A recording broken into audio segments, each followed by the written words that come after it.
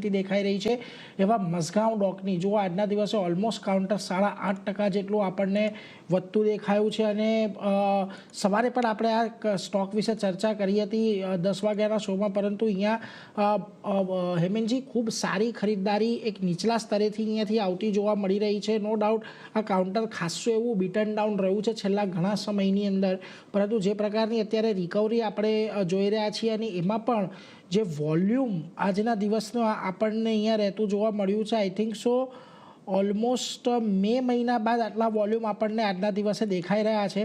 આટલી મોટી વોલ્યુમ સાથેની ખરીદદારી થોડુંક કન્વિક્શન તમને આપી રહ્યું છે. એટલીસ્ટ ડિલિવરી માર્કિંગ માટે અહીંયાથી શું ખરીદારી કરી શકાય મઝગાંવમાં? નીરજ, યસ, આઈ થિંક જે તમે પોઈન્ટ કીધા બધા જ વેલિડ છે મારા હિસાબે તો. અને જો ડિલિવરી માર્કિંગ સારી હોય છે, વોલ્યુમ તો જેમ તમે કીધું તગડું છે, પણ જો ડિલિવરી માર્કિંગ સારી થતી હોય અને મેચ થતી હોય તો નિયર ટર્મમાં એક આમાં ટ્રેડ લઈ શકાય, કોન્ટ્રા ટ્રેડ. કારણ કે 3750 વાળો નીરજ હમણાં તમે જુઓ તો 2125 જેટલો આવી ગયો, એટલે બાઉન્સ પોસિબલ છે. માર્કેટનો પણ બાઉન્સ પોસિબલ છે. મેં તમને કીધું આવતા વીક સુધી ગેપ મંદીનો ભરાઈ જશે. રિલાયન્સમાં બાઉન્સ છે ને બાઉન્સ હજી થોડો થશે.